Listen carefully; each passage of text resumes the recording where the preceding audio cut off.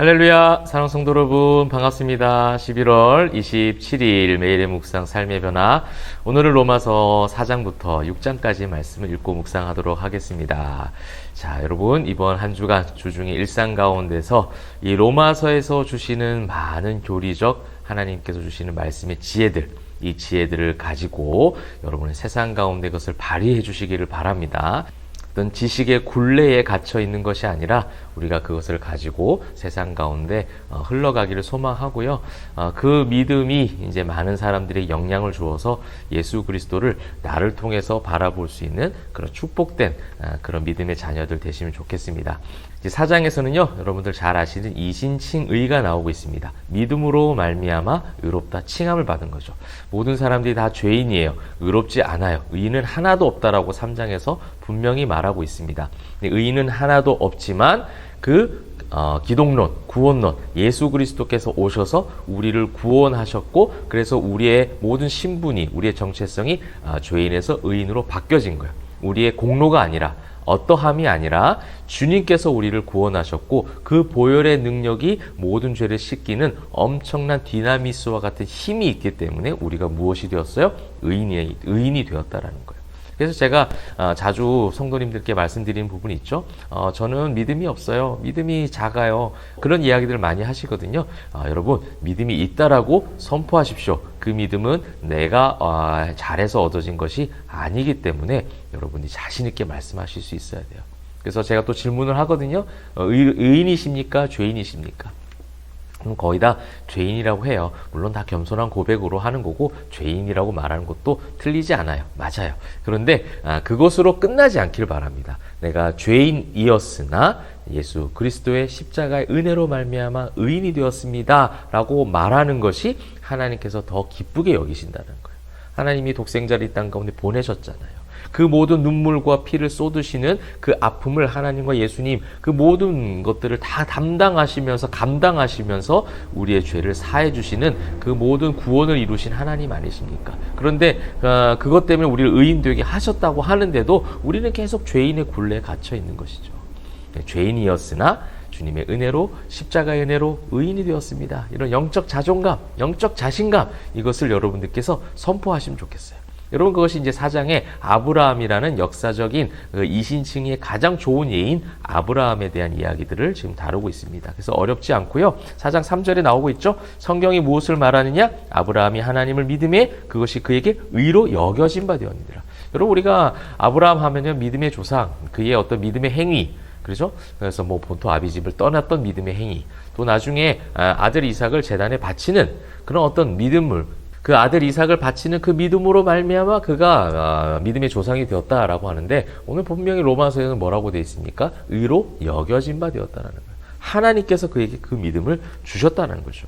그래서 여러분들 그런 내용들을 여러분 쭉 읽으시면 되겠습니다. 그래서 모든 그 믿음으로 말미암아, 그래서 22절에 보면 그러므로 그것이 그에게 의로 여겨졌느니라. 의로 여겨졌다 기록된 것은 아브라함만 위한 것이 아니요, 의로 여겨졌다는 거예요. 의인 되게 하셨다는 거죠. 하나님이 하셨다는 거예요. 사람의 공로로, 사람의 믿음의 어떠한 행위 때문에, 어떠한 사건 때문에 그가 믿음의 조상이 되었고 그가 믿음의 사람이 되었다는 것이 아니라 주님의 은혜로 여겨진 바 되어져서 그렇게 의롭게 되어졌다는 거죠. 그리고 그것은 아브라함만을 위한 것이 아니라 의로 여기심을 받을 우리도 똑같다. 곧 예수, 우리 주를 죽은 자 가운데서 살리신 이를 믿는 자니라.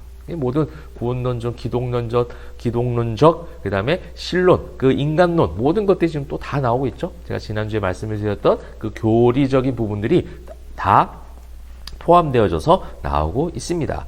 그래서 5장에 또 이어지고 있습니다. 그러므로 우리가 믿음으로 의롭다 하심을 받았으니 우리 주 예수 그리스도로 말미암아 하나님과 화평을 누리자. 이게 이제 어떻게 보면 교회론인 거예요. 진정한 교회가, 진정한 성전된 신앙이 바로 여기서 나오는 거예요. 교회론은요, 어떤 교회의 건물적인 교회 공동체만 가지고 그 학문을 만든 것이 아니라 모든 성도들이 성전이 되었다라는 거죠. 예수 그리스도로 말미암아 하나님과 화평이 이루어진 교회. 여러분, 우리 교회가 왜 세상 가운데 질타를 받습니까? 하나님과 화평을 이룬 모습을 전혀 보이지 않기 때문에 그래요. 여러 가지 인간적인 모습들이 그 교회의 조직 가운데 시스템화되어져 있고 프로그램화되어져 있고 겉모습 회칠한 무덤처럼 되어 있는 부분이 하나님과 화평이 되어 있지 못한 증거라는 겁니다. 그것이 여전히 의로 여겨진 바가 되기 전에 죄인된 상태죠. 여전히 죄의 굴레에 갇혀 있는 그런 모습이라는 겁니다. 근데 진정한 교회로는요, 바로 여기서 나오는 거예요. 믿음으로 말미암아 의롭게 여겨진 바 된 성도들이 성전이 되는 것이고, 그 성전된 성도들이 하나님과 화평을 이루며 그 화평을 교회라는 공동체 가운데 그 하나님과 화평된 것을 교회로 통해서 모델화 시켜가는 것이죠. 보여주는 것이죠. 그렇게 될 때 세상은요, 교회를 칭찬하는 거예요. 그렇게 될 때 세상은 교회를 통해서 예수를 보게 되는 것이고, 그 예수를 봄으로 말미암아 세상 사람들도 하나님과 화평을 이루는 관계로 이어질 수 있다는 겁니다. 그래서 5절에 보시게 되면 소망이 우리를 부끄럽게 하지 아니함은 우리에게 주신 성령으로 말미암아 하나님의 사랑이 우리 마음에 부음받음이니. 그렇죠? 그 하나님의 그 신론적인 사랑, 그 부분들이 이제 부어진 바 되어져서 하나님과 화평을 누리는 아름다운 성도들, 성전된 성도, 그런 교회 공동체로 나아가는 것이죠.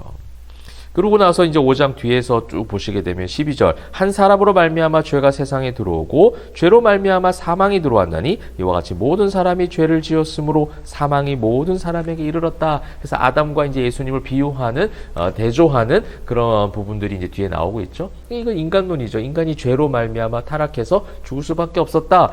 그러나 15절 이 은사는 그 범죄와 같이 아니하니 곧 한 사람의 범죄로 인하여 많은 사람이 죽었은즉 또 하나님의 은혜와 또한 한 사람 예수 그리스도의 은혜로 말미암은 선물은 많은 사람에게 넘쳤느니라. 한 사람으로 말미암아 아담이죠. 그 한 사람 말미암아 죄가 들어와서 타락하였고 죽을 수밖에 없었지만 한 사람 인성적인 부분을 언급한 거죠. 예수 그리스도께서 이 땅 가운데 오셔서 모든 사람에게 그 은혜와 그 사랑을 넘치게 해주셨다라는 구원론적 기독론적인 부분들이 나오고 있습니다. 그래서 모든 이제 교리적인 부분들이 발견이 되실 거예요. 그래서 신론부터 종말론까지 계속 발견해 가시면서 또한 그것을 가지고 세상 가운데 어떻게 살아갈 것이냐라는 것이죠. 자, 그러면서 이제 6장에 그런즉 우리가 무슨 말을 하리요? 은혜를 더하게 하려고 죄에 거하겠느냐? 물은 이제 세례에 대한 부분이 나오고 있습니다. 예수와 합하여 세례를 받은 우리는 그와 죽으심과 합하여 세례를 받은 줄을 알지 못하느냐? 그래서 예수 그리스도의 세례, 그 세례로 인하여 우리가 연합되었다는 거예요. 세례를 통해서 죄에서 자유하게 된 의인이 되었다는 것을 지금 이야기하는 것이죠. 그래서 몸의 사욕, 몸의 탐심, 세상의 것들을 따르지 않는 정체성의 변화를 이야기하는 거예요. 그러므로 너희가 그 로마의 그 안 좋은 악한 문화들 속에 살아가는 로마 성도들이여 세례를 받아 예수 그리스도와 연합하게 되어졌고 죄가 씻김 받았으니 의롭게 살아가는 일상 속에 참된 예배자로 나아가게 된다라는 그 흐름이 이제 또 6장에서도 나오고 있는 것이죠.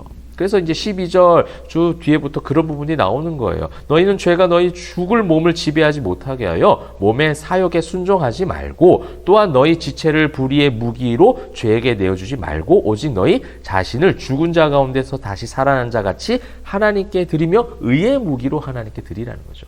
죄에서 떠나는 그 세례에 대한 부분들을 가르쳐주면서 이것이 세례가 그냥 교리적 측면, 그냥 어떤 행사, 의식으로 끝나는 것이 아니라 정말 죄에서 해방되어진 의인의 삶이 바로 세례받은 자이고 세례받은 자는 그런 악한 세상의 문화 가운데 휩쓸리지 않고 죄의 그 불법의 무기로 우리의 몸을 사용하는 것이 아니라 의로운 무기로 하나님께 드리라는 거죠. 그런즉 우리가 법 아래 있지 아니하고 이렇게 얘기하잖아요. 그런데 로마서를 자꾸 교리적 측면으로 보면 안 되죠. 그럼 로마서를 역행하는 게 되는 것이죠. 은혜 아래 있으니 죄를 지으리요. 그죠? 우리가 은혜 아래 있기 때문에 죄를 멀리하는 거예요.